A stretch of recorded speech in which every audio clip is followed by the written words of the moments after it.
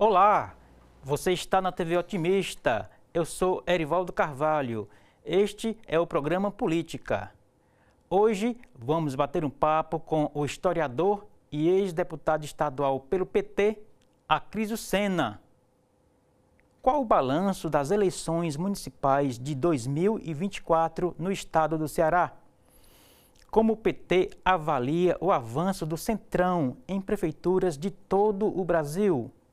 Vamos falar sobre transição entre as gestões José Sarto e Evandro Leitão e o novo comando da Câmara Municipal de Fortaleza. Ainda os planos políticos do convidado para os próximos anos. Estas e outras questões a partir de agora no programa Política. José Acrisio de Sena é graduado em História e mestre em Educação. O convidado é ex-presidente da Central Única dos Trabalhadores, CUT, no estado do Ceará. Filiado ao PT, o entrevistado é ex-presidente da Câmara Municipal de Fortaleza e já foi deputado estadual. Acrisio Sena é presidente do Instituto Centro de Ensino Tecnológico do Ceará, Centec. E é com Acrisio Sena que converso no programa de hoje. Seja muito bem-vindo, Acrisio. É uma satisfação tê-lo aqui conosco no programa Política, na TV Otimista. Tudo bem com você? Olá, pessoal. Agradecer aqui a TV Otimista. Um grande abraço para meu amigo Erivaldo, jornalista. E tá tudo ótimo, né? O resultado poderia ter sido melhor para nós. Tá certo. Mas deu um pico de pressão ali na apuração. A gente conversava aqui antes do início da gravação, Acrisio, como que a cidade, a seu ver, mudou de cor na véspera ou antivéspera, e isso para você sinalizou que algum resultado positivo estava a caminho. Foi mais ou menos isso? Olha, eu acho que da redemocratização, final da década de 80, 1985 para cá, eu acho que nós não vivíamos uma eleição tão equilibrada, tão disputada, né? Tão acirrada. E que alternou. Acho que as pesquisas foram muito fiéis, né? Quando botava a alternância de um ponto para outro, sentindo, pulsando. Dentro da margem. Dentro da margem. E aquilo se traduziu, né, pela primeira vez com uma forma muito fidedigna, eu achei muito interessante. E quando você abre as urnas e vê o resultado, elas bateram mesmo. Mas assim, nós fizemos uma opção de uma estratégia que PT, todos os aliados, porque isso não é uma vitória só do PT, é uma vitória de uma frente ampla, democrática, de 14 partidos, né, que tiveram junto conosco. E a opção, quando o PT entrou para decidir avermelhar a cidade, ir para o porta a porta, ir para as portas das escolas, do comércio, enfrentar, disputar o voto a voto, que isso se deu na última semana, a gente começou a ver uma mudança de comportamento. Quando os projetos ficaram mais explicitados, não era um projeto porque era simplesmente um jovem, é porque um jovem despreparado. Era um jovem que não tem nem no seu currículo nenhuma capacidade de gestão. Tentaram até comparar com o campus lá de Pernambuco, mas não se dá para comparar.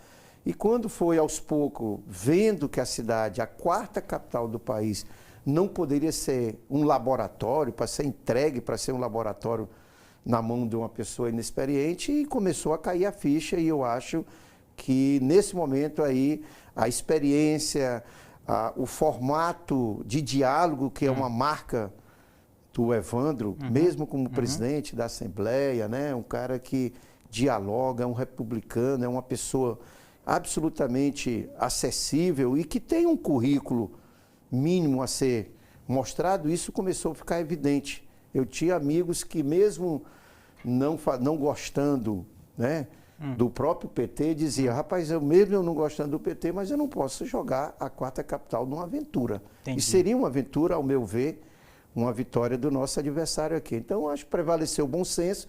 Eu digo que a pauta e a agenda democrática, elas foram vitoriosas em Fortaleza. Mesmo numa mais pequena, mas o sentimento majoritário da cidade é em favor da pauta dos direitos humanos, das liberdades e, acima de tudo, de uma pauta de políticas públicas para o povo que mais precisa da periferia de Fortaleza, amplamente, majoritariamente as mulheres e a juventude. Entendi. Inclusive sobre esse ponto das mulheres, Acrísio, depois, não só depois, mas já um pouco ali antes do dia da votação, se colocou um debate muito forte em relação às mulheres, né?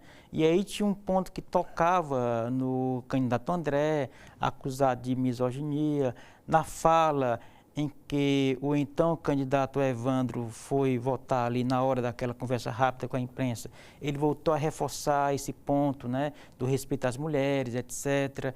E a mulher é o maior eleitorado, tem um vínculo ali na estratificação das pesquisas, né, mais forte com o PT, né? E há essa leitura de que o voto feminino ou a causa feminina foi fator decisivo para o Evandro ser o próximo prefeito de Fortaleza. Essa leitura faz sentido para você? Eu diria que é multifatorial. Eu acho que tem um conjunto de fatores que esse também compõe, que não é desprezível você ter uma cidade em que a sua composição, 54%, é composta de mulheres e, na sua ampla maioria, chefe de família.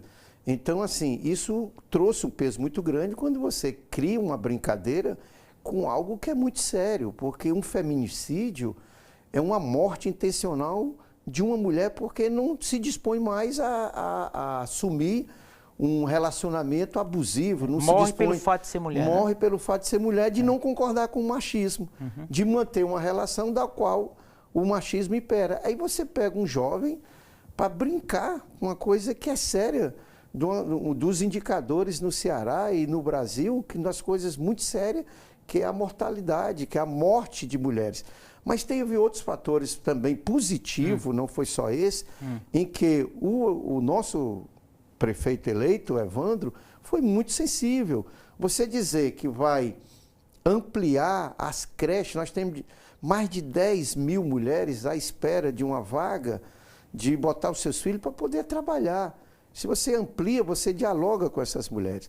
Quando você diz que vai trabalhar ações de empreendedorismo solidário, de geração de emprego e renda para essas mulheres dentro das próprias comunidades, isso interfere. Quando você diz que vai trabalhar a melhoria dos programas sociais, com a ampliação dos CRAS, com as mães que têm crianças atípicas, com transtorno de espectro autista. Então, tudo isso dialoga com as mulheres da periferia. E, nesse aspecto, o projeto, o programa, foi mais sensível e dialogou melhor com as mulheres. Entendi. Esse também é mais um fator, né? Mais um fator. E assim vai somando esses fatores, e eu creio que mesmo nessa disputa apertada, eu volto a dizer, mesmo uma pauta conservadora, mas essa pauta conservadora, para nós, não é o centro do debate. A pauta dos costumes, as pautas da religião, da identidade, da orientação sexual, elas são importantes, mas elas não são de elementos fundantes, fundamentais do ponto de vista para a cidade. O que é fundamental para a cidade é trabalhar aquilo que é o grande desafio. Você imagina, foi perguntado por quantas áreas de risco? Nós temos 96 áreas de risco. Né? Nós temos um déficit habitacional de mais de 100 mil unidades. Você não dialogar com isso é não dialogar com a cidade. Por isso que eu acho que o Evandro, o prefeito eleito Evandro, já na sua primeira entrevista, ele já faz uma linha corretíssima. A linha de pacificar. A linha de dizer não existe uma cidade dividida. Houve uma cidade dividida para escolher o seu governante. Mas para governar daqui para frente, nós não teremos. Só aqueles que apostam na intransigência. Agora, na primeira sessão da Assembleia Legislativa, depois do resultado, 2 dias depois, já houve um embate ali, né? Entre um líder do PT, um deputado do PL. Ou seja, só há guerra quando pelo menos um dos lados quer, mas a paz só existe quando os dois querem. E me parece que a direita está resistente a esse diálogo. Mas é óbvio que a direita vai manter a oposição e está no papel dela.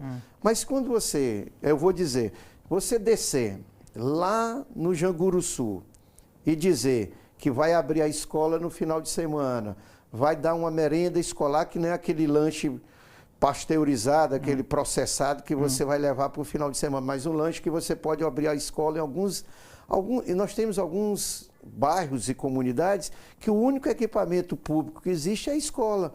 Tipo a Rosalina, vou pegar a Rosalina, né? Então ali no caminho do Zé Walter, quem vai, né? A Rosalina. O único equipamento público que tinha na época que o conjunto foi construído era a escola. Então essa escola tem que estar aberta para batizado, para o culto, para ginástica, para o futebol, para pesquisa. É um ponto de convivência, né? Um ponto de convivência. É um equipamento social. A escola, no final de semana, é um equipamento social. Para a meninada fazer os cursos e também se alimentar. Imagina o cara sair de sábado, vai lá para a escola, merenda e almoça e vai embora. Aí uma coisa puxa a outra, né? Uma coisa puxa a outra. Então, quando o Evandro, eu digo, rapaz, esse negócio de cidade dividida, isso não aguenta 6 meses. Por quê? Quando o prefeito chegar e dizer que as regionais daqui para frente, elas não serão apenas ouvidoria, elas serão o que foi concebido na época do Dr. Juraci Magalhães, prefeiturinhas, para ouvir e resolver a demanda de uma iluminação, de um calçamento, do lixo, essa coisa vai se desfazendo, porque quem é que quer manter? Né? A própria oposição vai ser obrigada a votar e reconhecer esses projetos que o Evandro, né, o nosso prefeito eleito, vai ter. Primeira coisa, vai ser um prefeito presente. Coisa que Fortaleza não teve nos últimos 4 anos, né? Ser um prefeito presente e um prefeito do diálogo e um prefeito que vai trazer as comunidades para opinar sobre os rumos das políticas públicas dentro desses próprios bairros. E aí, nesse processo de multifatorial que explica a vitória, você coloca também, obviamente, a parceria com o governo do Estado, que foi bastante explorada na campanha, né? É óbvio que, eu vou dizer para você, das 184 prefeituras do Estado do Ceará, nenhuma, nem Fortaleza sobrevive sem parceria com o governo do Estado e com o governo federal. Esse é um outro elemento fundamental. Porque é o seguinte... A população percebeu isso? Dá para perceber. Quando você bota na mesa e diz o seguinte, gente, quem é que vai poder... o município só tem condição de cumprir a ampliação das escolas em tempo integral sozinha? Não, tem que ter o MEC, tem que ter lá o Camilo. Vamos conseguir resolver o problema do IJF, que enfrenta problemas hoje, o IJF. Você arrecada todo o IPTU, e aí todo o IPTU não paga o IJF. Como é que nós vamos resolver o IJF? Sem parceria com o governador Eumano de Freitas. Então, isso caiu a ficha. E o cara dizia não, ele ia resolver tudo sozinho. Então, caímos naquela situação, inclusive, que a própria campanha, as análises apontavam de que a eleição vai ser uma discussão sobre a cidade e não sobre a ideologia nacional? Foi isso que aconteceu? Olha, primeiro o seguinte, se faz todo um debate, o grande vitorioso desse processo foi a base aliada do Lula, cara. Aí se querem colocar um debate sobre PT, esquerda e direita, a esquerda venceu, a direita... Não, o centro foi o grande vitorioso, mas o centro está onde? Está no governo Lula. Ou seja, então o pessoal não consegue fazer, Evaldo, a diferenciação entre petismo e lulismo. São duas coisas absolutamente... E alguns até chamam Lula petismo, né? Umbilicalmente ligadas, mas politicamente, estrategicamente diferenciadas. Entendi. Está entendendo? Ô, Acriso, você é um historiador petista aí que tem uma histórica quilométrica, dezenas e dezenas de anos, e você tem uma origem sindical, Sim. que é está na composição do DNA do PT, né? Só que Fortaleza elegeu, agora com Evandro, 3 prefeitos, com intervalo médio de 20 anos, né? Tivemos a Maria Luísa em 85, a Luiziane em 2004 e agora, 20 anos depois, Evandro Leitão. 2 décadas cabalísticas. Exatamente. Aí, a Cris, até recorrendo, né, à sua memória e análise de historiador, no que difere a eleição da Maria Luísa para a Luiziane e para o Evandro? O PT é diferente nos 3 momentos, a cidade é diferente nos 3 momentos. O que mais você colocaria nessa linha do tempo? Eu diria, a Maria Luísa era a expressão da rebeldia do PT, estava com cinco anos a efervescência de 5 anos de abertura política. De abertura, de surgimento do PT, foi na década de 80. Isso. Então, já era a primeira prefeita eleita do Brasil, de capital, foi a Maria Luísa. Depois, 20 anos depois, veio a Luiziane, que se consagra também como uma resposta já de um processo também, que o poder também traz fadiga, né? Também tem isso também. Claro. Né? Então, assim, a Luiziane vem e já ela traz um outro elemento, ela consegue fazer um diálogo muito forte, que ainda hoje é muito forte com os servidores públicos. Ainda tem uma boa memória, né? Tem uma boa memória. Nenhum prefeito conseguiu fazer o que a Luiziane fez para os servidores públicos, trazer 16 planos de cargo, carreira e salários. Lembro. Ninguém fez isso, ninguém conseguiu rearrumar uma guarda municipal que era inexistente, uma defesa civil, como a Luiziane fez. Ninguém conseguiu criar, na época, era Secretaria de Educação e Assistência Social, na época do Juracy. Luiziane criou uma Secretaria de Assistência Social à parte, uma Secretaria de Educação, criou o Conselho, criou o Fundo Municipal de Educação, criou o plano, valorizou ela respondeu os a novos desafios, né? E então, agora ela deu uma nova, por exemplo, botou orçamento dentro das regionais, ou seja, ela deu uma nova cara ao serviço público. Nós tivemos problemas, tivemos erros também, mas deu uma nova cara. Ninguém fez melhor. E ensaiou algumas coisas importantes, como um orçamento participativo com a comunidade, dialogar o orçamento. Então, teve coisas positivas. Agora nós estamos num outro patamar da história, né? Com o Evandro, né? Com uma outra realidade, de uma experiência que nós passamos por uma pandemia, que foi muito forte, e que traz uma imposição da gente ter uma governança digital no governo do Elmano, assim, do Evandro, e também uma parte também do governador Elmano, quando pensa já de criar o Distrito de Inovação e de Inteligência Artificial naquela área onde iria ser o dessalinizador, é uma ideia de governança digital que o Elmano também está pensando.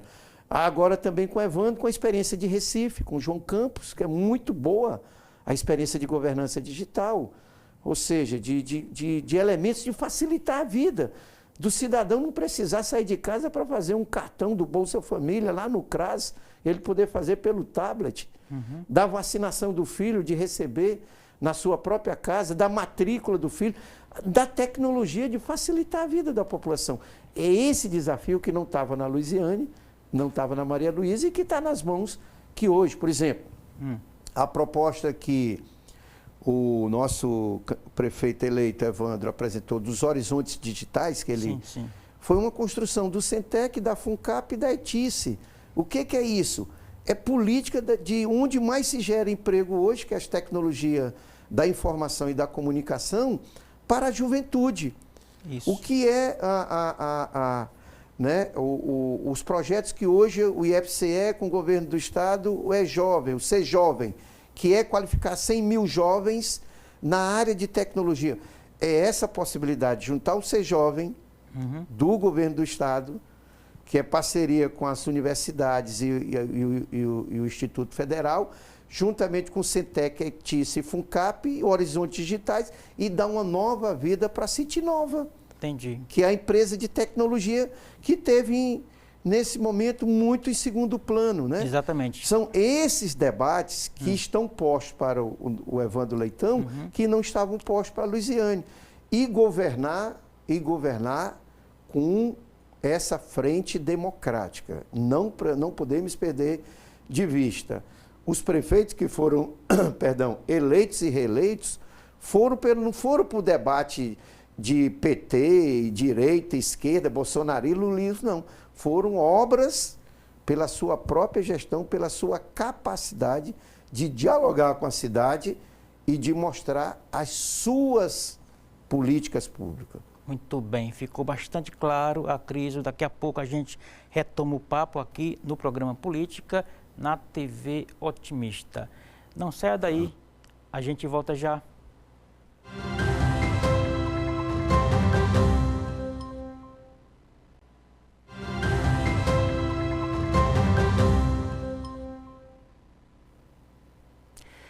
Estamos de volta para o segundo bloco do programa Política de hoje.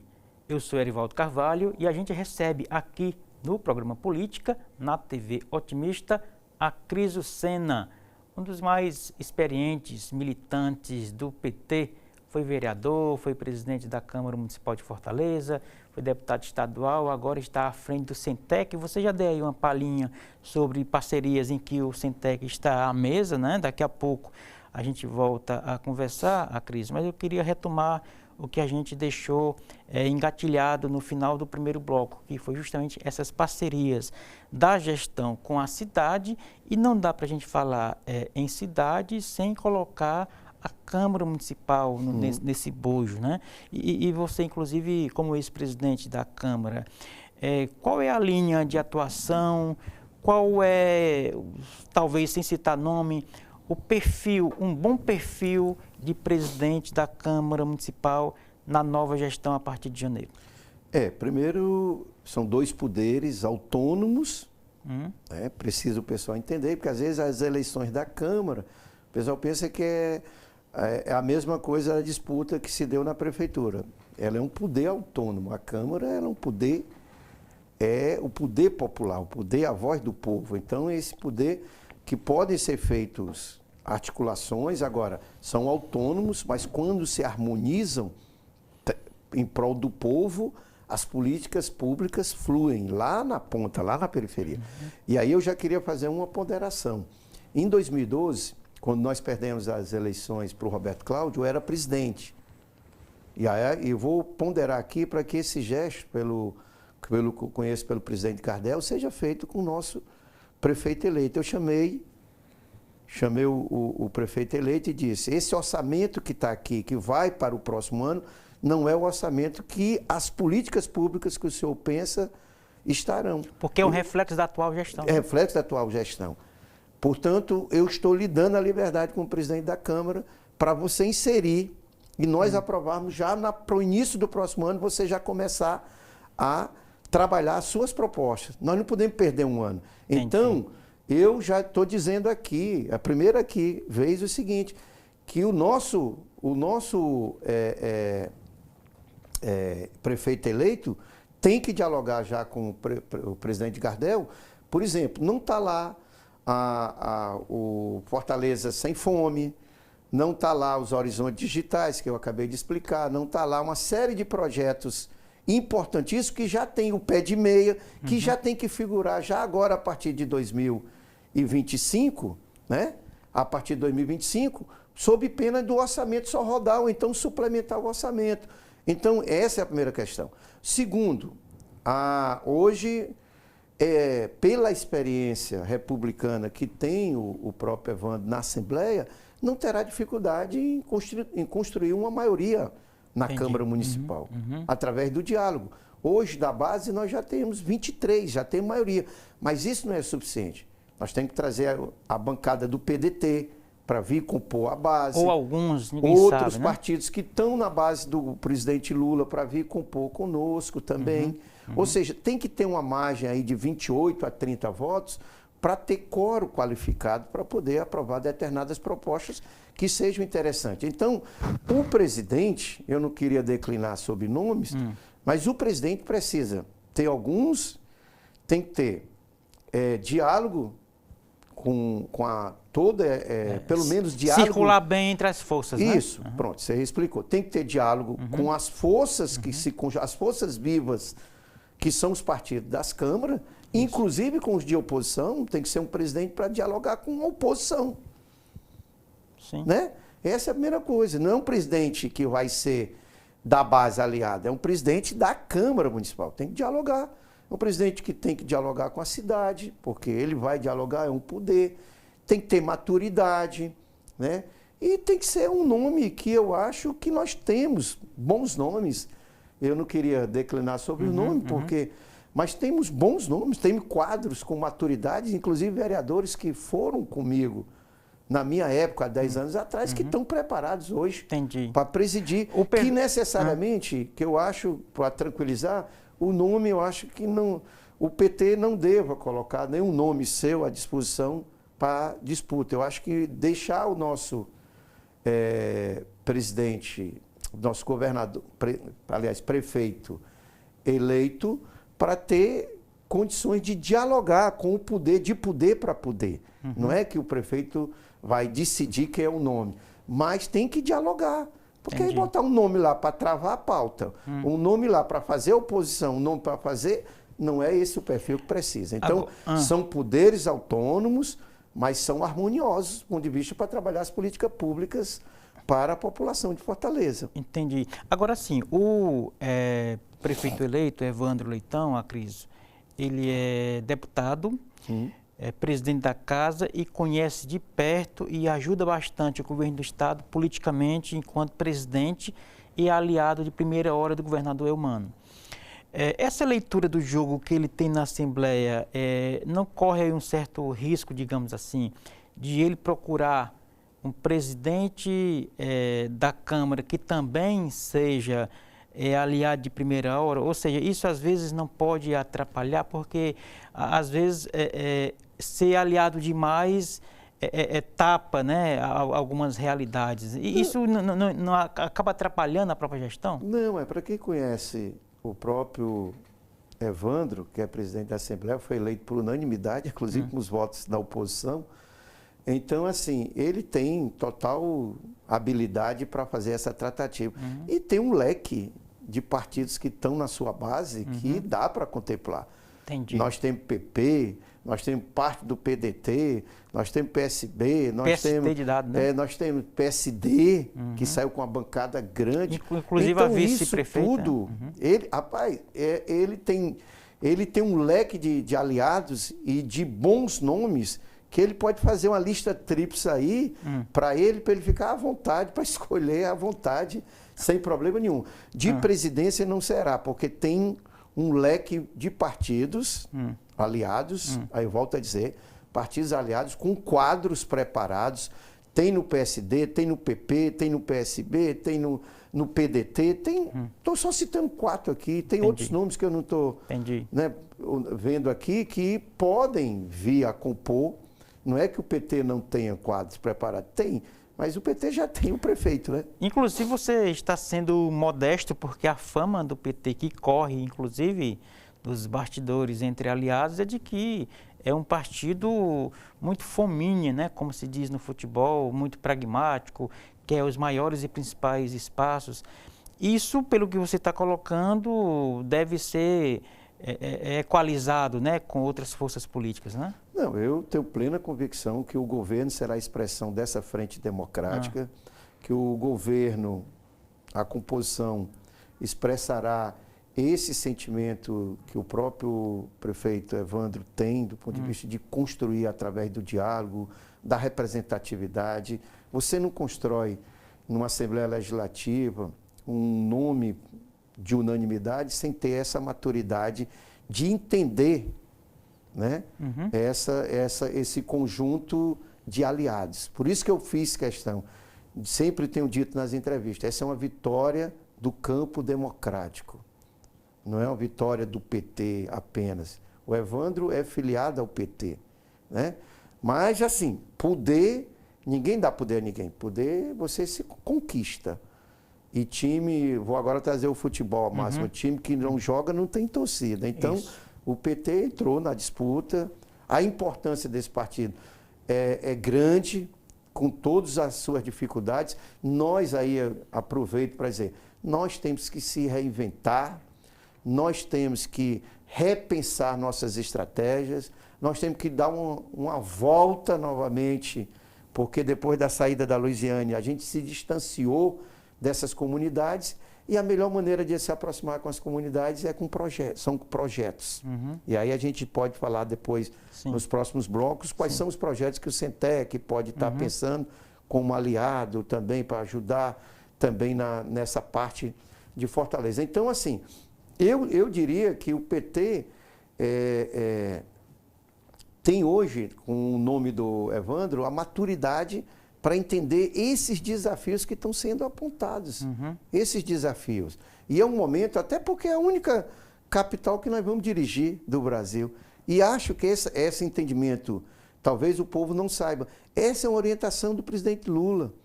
Vamos disputar o mínimo, o PT, para proporcionar que a base ela se torne também representativa, além da gente. Não é uma coisa só. Embora o PT se expressou em alguns locais, mas se você calcular a base que hoje está de sustentação do presidente Lula, ela foi a grande vitoriosa. Mas isso não causa incômodo, o fato de o PT, por exemplo, ter apenas Fortaleza? Não é pouca coisa, mas é uma entre 26 capitais. Você tem aqui mesmo no Ceará o partido perdendo em municípios expressivos, enquanto que em nível de Brasil o Centrão comeu a rifa, né, como se fala. Isso tem aí esse discurso de que está na base, mas de qualquer forma, ser do partido seria muito melhor, né? Não, mas aí, senão, se eu concordar com a tua tese, aí eu vou voltar à tese que o povo acha que a gente é fominha, né? Eu vou dizer o seguinte, é que o projeto para governar o Brasil tem que ser um projeto que transcenda o PT. Tá certo? Que reflita as várias forças, que né? reflita as várias forças. O Lula não estaria hoje conduzindo o Brasil se não tivesse feito esse diálogo com o centro, né?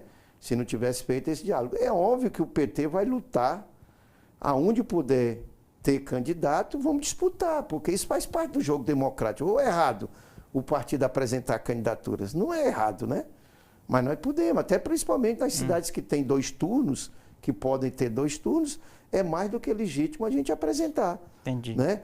E aí eu diria, para trazer esse cálculo, o lulismo não saiu derrotado. O petismo tem que se fazer uma avaliação em nível nacional. Agora, o fato de nós termos Fortaleza, ela se torna uma obrigação nossa de ser a nossa referência em nível nacional. Porque virou a vitrine, né? Virou a vitrine. E acho, vou dizer, sem medo de errar aqui, em primeira mão. No primeiro ano de governo, o Evandro se firma como a maior liderança política de Fortaleza.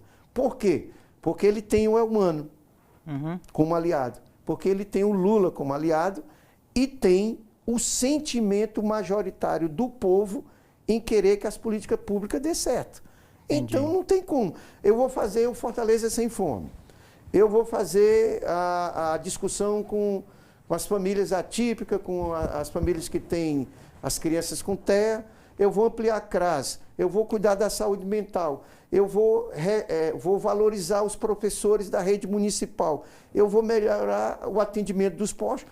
Como é que você não se credencia se você concretizar isso? Agora, não deixar para ontem, em 2015 chegar... Por isso que nós temos que fazer o diálogo com o Gardel, presidente da Câmara. Para já na transição, já agora da gente já aparecer políticas estruturantes que estão no nosso plano de governo, que não estão no orçamento que foi enviado que será enviado pelo Sarto, para fazer o gesto que eu fiz com o Roberto Cláudio. De dizer, Roberto, quais são os programas estruturantes que você quer aqui? 2, 3 programas para a gente já inserir. É porque a eleição passou e a cidade fica, né? Por isso que eu estou dizendo, não existe essa de cidade dividida, não existe. Entendi. Não existe. Na cabeça do prefeito eleito, ele vai governar para toda a cidade de Fortaleza, porém, fazendo um recorte para a população que mais precisa da capital. Entendi. Que é o povo da periferia, que é o Grande Bom Jardim, que é o Grande Janguruçu, que é a Grande Barra, que é o Grande Mucuripe. Essas concessões que a atual legislatura terá de fazer, segundo a sua visão, em relação ao orçamento, olhando para a próxima gestão, tem a ver com a composição da nova mesa diretora, lembrando que Gardel é o presidente da casa, é do PDT, foi reeleito. Isso entra na contabilidade? Não, eu acho que isso não é uma moeda de troca. Na minha avaliação, eu acho que isso não é uma moeda de troca. E acho que isso tem que ser um entendimento coletivo, institucional, de entender o seguinte, vamos supor, eu estou dizendo aqui, se porventura o prefeito quiser botar o Fortaleza Sem Fome, que é importante, eu, na qualidade de presidente na época, eu chegaria e disse, olha, vamos aprovar isso aqui. Eu proporia, inclusive, eu faria as emendas aditivas, que são perfeitamente possíveis à lei orçamentária anual. Mas isso não é um entendimento que eu tive e não posso dizer que é o mesmo entendimento. Por isso que a postura do André Figueiredo é muito legal, muito boa. Eu vou trazer o PDT para a base, para o diálogo. Não interessa o PT, tendo o PDT nacionalmente com ministério no governo Lula, não trazer o PDT para ser base do Evandro. Ou seja, aí quem tem que se retirar é os incomodados. Entendi. Não querer ser base. Ou seja, aqueles do PDT que não querem ser base, nós não podemos forçar, né? Paciência, né? Paciência. Vai procurar outro espaço, sei lá, vai se entender. Entendi. Eu não posso falar pelo PDT, não posso interferir nisso. Claro. Mas acho que está muito claro. A estratégia do Lupe, que apoiou o Evandro, do presidente André Figueiredo e da sua primeira fala. Nós queremos uma aproximação com o prefeito Evandro, eleito, e queremos que o PDT venha para a base. Entendi. E nós queremos, nós do PT, que esse PDT venha. Eu conheço Paulo Martins, conheço Gardel, conheço Adair Júnior, meu amigo, conheço toda a bancada do PDT e eu sei que eles sabem da importância, o que é ser base e o que é ser oposição. Muito bem, Acriso, vamos fazer o nosso último intervalo do programa de hoje. Daqui a pouco, mais programa Política aqui na TV Otimista. Não saia daí, a gente volta já.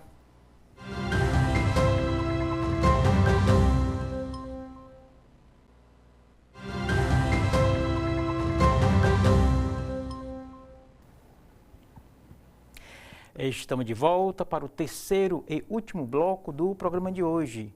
Você está na TV Otimista, você acompanha o programa Política que recebe Acrísio Sena. É ex-deputado estadual, foi presidente da Câmara Municipal de Fortaleza e aqui conosco ajudando a entender os reflexos da eleição de Evandro Leitão em Fortaleza e na vizinha Caucaia, em que o PT foi ao segundo turno, mas viu consagrado nas urnas Naomi Amorim, do PSD. Qual é a sua leitura, Acrísio? Olha, a minha leitura, eu acompanho a mesma visão que o governador Eumano de Freitas tem externado. Lá se deu uma disputa muito acirrada entre dois partidos da base, mas o resultado é absolutamente favorável para o projeto nosso, que quem pensa 2024, colado em 2026. Então, eu diria que nós saímos, do ponto de vista, estou pensando agora o projeto estadual, certo? Nós saímos fortalecidos. Mesmo assim, e aí eu queria destacar, o Naomi é do PSD, é do Domingos, do Gastão, que são aliados, estão dentro do nosso governo estadual. Inclusive a vice-prefeita aqui. E estarão também no nosso governo municipal. E lá é o seguinte, primeiro eu queria parabenizar a brilhante campanha do nosso querido Valdemir Catânio. Rapaz, tirou leite de pedra. Fazer uma campanha, eu acompanhei, fui a algumas atividades dele.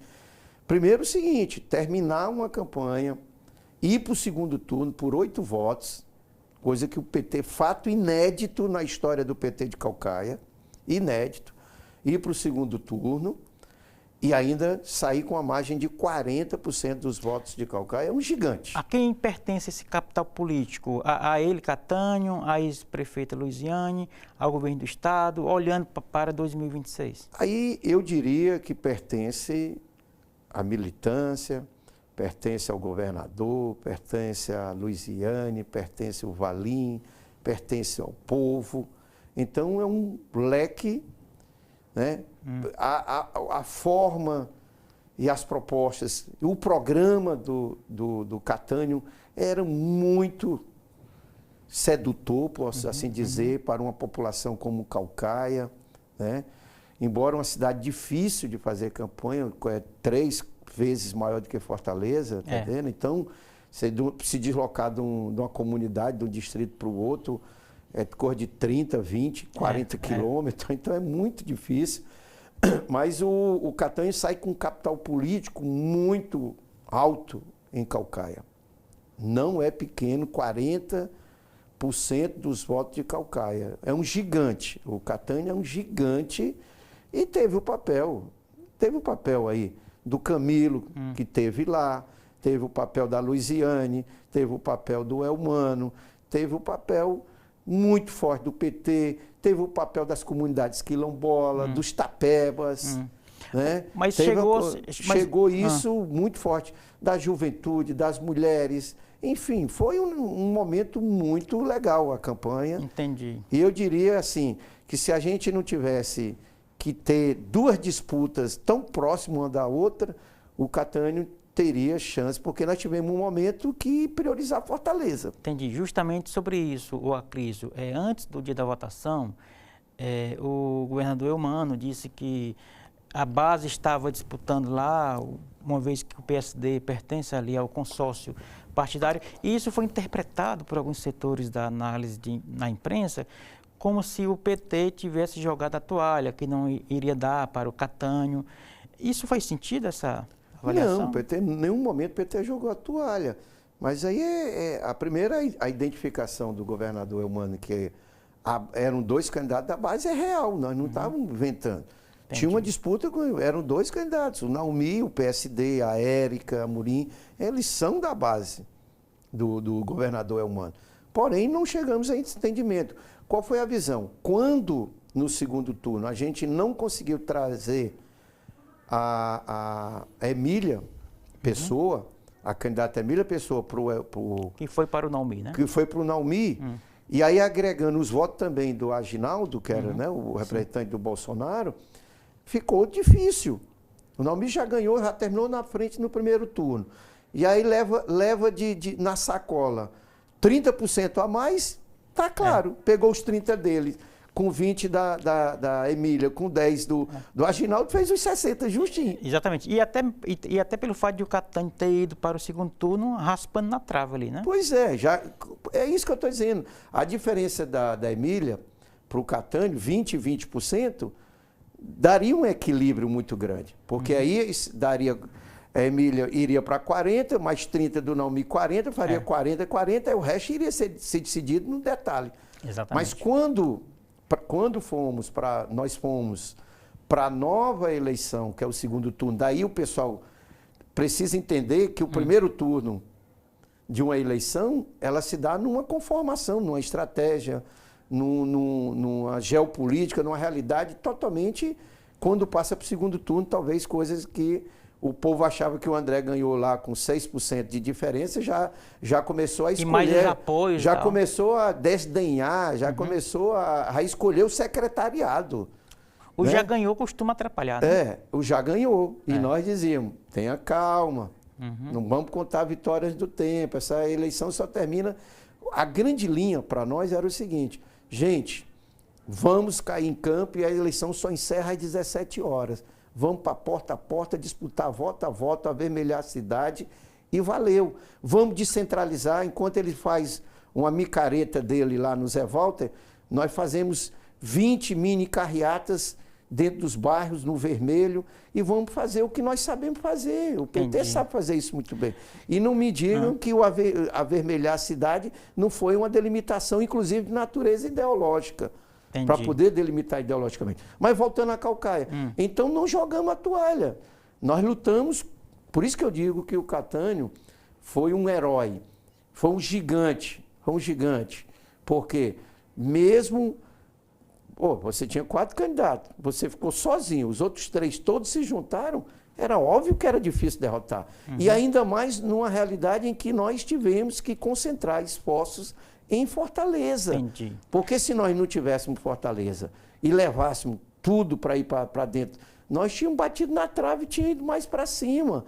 Mas assim, para quem disputa a primeira eleição majoritária, sem ter sido candidato, nem a vereador, como o Catânio, e faz uma brilhante campanha, com diálogo, com propostas concretas para a população, aglutinando setores que mais precisam das políticas públicas, eu digo, e fazendo que nenhum fez. Entendi. Ninguém fez do PT o que o Catânio fez. É verdade. Então, e com a ajuda de um coletivo.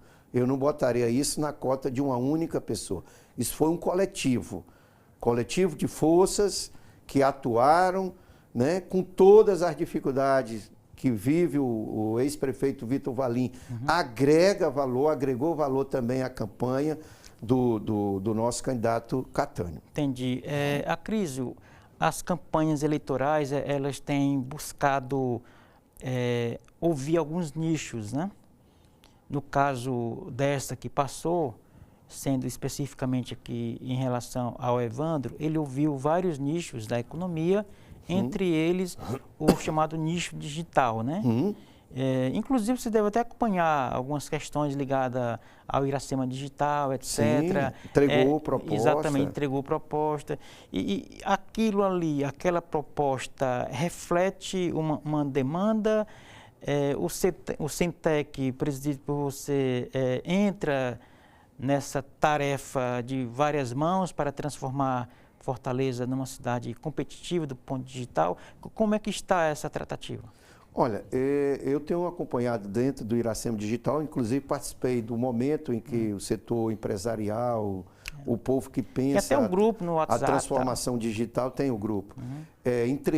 Esse grupo entregou as propostas lá no Ideal Clube, eu estava presente lá, o grupo do Iracema, o sindicato do pessoal que trabalha nessa área, tem essa realidade, né? Mas tem também uma outra parte que também dialoga. Nós temos o ecossistema da transformação digital, podemos trabalhar.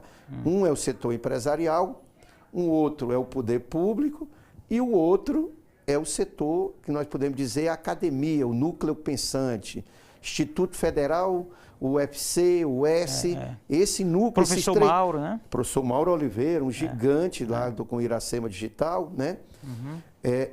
Então, esses 3 setores aí, juntamente com outro núcleo do governo.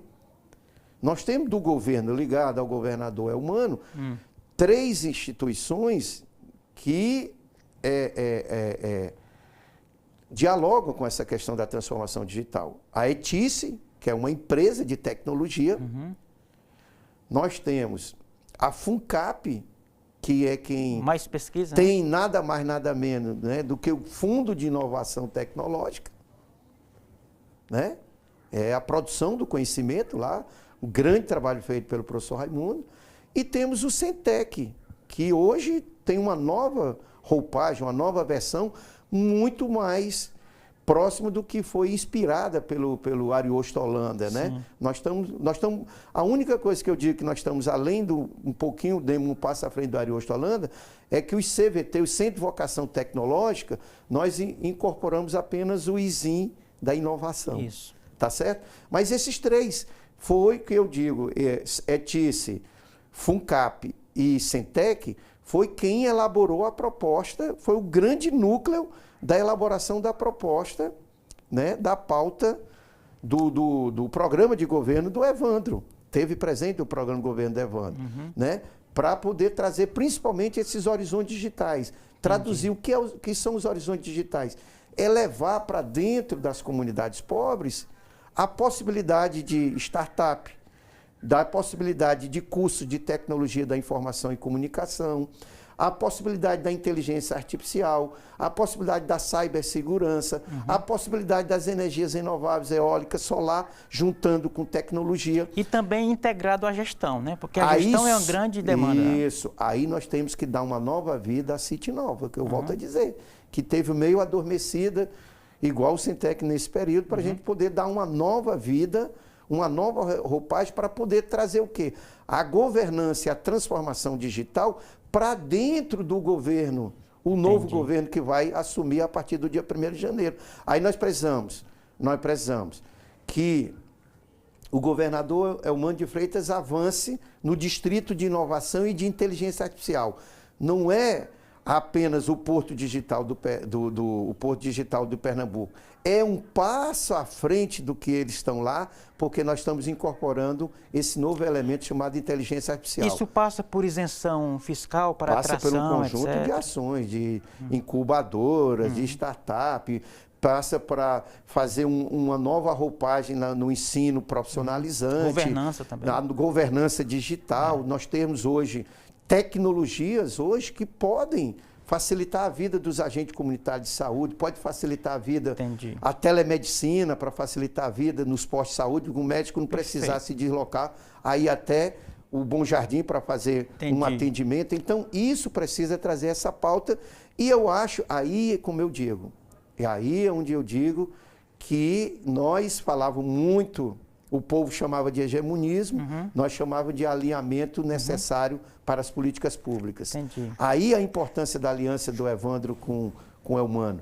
O Elmano é muito importante, o governador Elmano é muito importante nessa estratégia para Fortaleza, alavancar o que o Camilo fez com o Roberto Cláudio. Entendi. A Cris, estamos chegando ao final do programa, mas já sim. Esse papo é muito envolvente e só isso renderia, como já rendeu bons programas, mas eu não gostaria de terminar por hoje perguntando sobre seus planos, né? Se diz que 2026 já começou. Você esteve pré-candidata a vereador, abdicou da oportunidade de tentar voltar à Câmara, etc. Olhando para 2026, o que a gente tem aí no seu visual, na sua prancheta, Cris? Eu diria que eu sou um soldado do projeto do governador Elmano. O que ele determinar, se é que eu continue no Centec, eu continuarei. Se ele achar melhor que eu vá para a Assembleia Legislativa, eu irei. Eu não farei nenhum movimento sem antes ouvir a minha liderança, o governador Elmano de Freitas, da qual eu estou dentro do Centec, né? E vou conversar com ele e vou perguntar qual é o melhor projeto. Qual é a minha próxima missão? Qual é a minha missão? Eu sou um homem de missão. O que o governador me escalar, eu irei com todo prazer, sem problema nenhum. Não tem problema. Eu sou um produto coletivo e nós vamos trabalhar porque o nosso projeto, nós precisamos agora aprofundar essas políticas tão necessárias no âmbito das 184 municípios. Todos os municípios precisam do poder, da mão amiga do Estado do Ceará. O nosso muito obrigado mais uma vez, parabéns pela jornada e boa sorte na caminhada, Cris. Muitíssimo obrigado, parabéns também pelo programa, TV Otimista, belíssimo programa político. Muito obrigado mais uma vez e assim chegamos ao final da edição de hoje do programa Política. A todos o nosso muito obrigado pela companhia. Até o nosso próximo encontro. Forte abraço.